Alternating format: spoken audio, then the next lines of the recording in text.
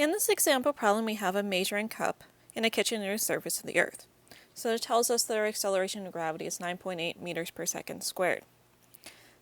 And in that measuring cup, we're going to pour 5 centimeters of water. So I'm going to draw a container, and we have a layer of water down here, and this is 5 centimeters. And on top of that water, a layer of oil has been poured.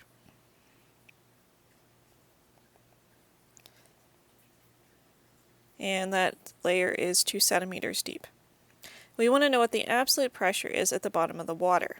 So since this is absolute pressure, we're going to have atmosphere on top.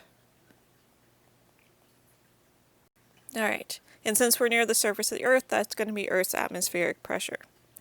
So remember, we look at the layer that we are attempting to find the pressure of, so we're trying to find it at the bottom here, underneath the water.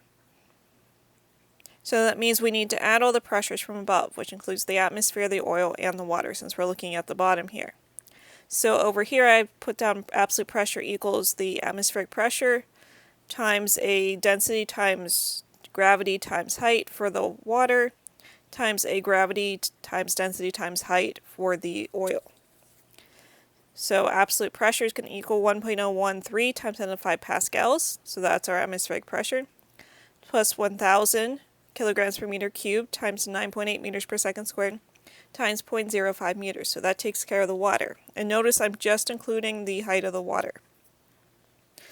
And then we're going to add the density of oil, so 920 kilograms per meter cubed times 9.8 meters per second squared times 0.02 meters. Notice once again I'm just using the depth of the oil here.